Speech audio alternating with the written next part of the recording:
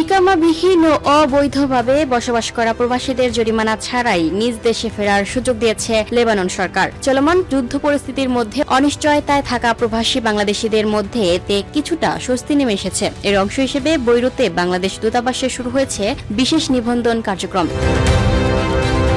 লেবাননের বর্তমান নিরাপত্তা পরিস্থিতির মধ্যে অবৈধভাবে ব্যবসা করা প্রবাসী ও ইকামাবিহীন প্রবাসীদের জন্য বিশেষ সুযোগ ঘোষণা করেছে দেশটির সরকার। জরিমানা ছাড়াই স্বেচ্ছায় দেশে ফেরার সুযোগ পাওয়ায় স্বস্তি ফিরেছে অনেক প্রবাসীর মাঝে। গত রোববার স্থানীয় সময় সকাল থেকেই বৈরুতে বাংলাদেশ দূতাবাসে ভিড় করেন দেশে ফিরতে আগ্রহী প্রবাসীরা। নির্ধারিত ফরম পূরণ করে আবেদন জমা দেন তারা। একই সঙ্গে প্রয়োজনীয় ফি পরিশোধও করতে দেখা যায় তাদের। দূতাবাসের হলরুমে আনুষ্ঠানিকভাবে শুরু হয় নিবন্ধন কার্যক্রম। প্রথমে নারী ও শিশুদের আবেদন নেওয়া হয়, পরে পুরুষদের আবেদন গ্রহণ করা হয়। আবেদনকারীদের পাসপোর্ট, ইকামা, ছবি ও প্রয়োজনীয় কাগজপত্র জমা দিতে দেখা যায়। দূতাবাস সূত্রে জানা গেছে, প্রথম দিন বিকেল পর্যন্ত মোট ৩০৬ জন প্রবাসী দেশে ফেরার আবেদন করেছেন।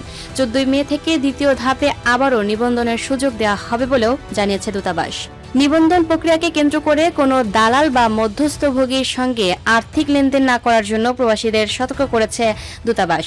পাশাপাশি দ্রুত প্রত্যাবাসন কার্যক্রম সম্পন্ন করার আশ্বাসও দেওয়া হয়েছে।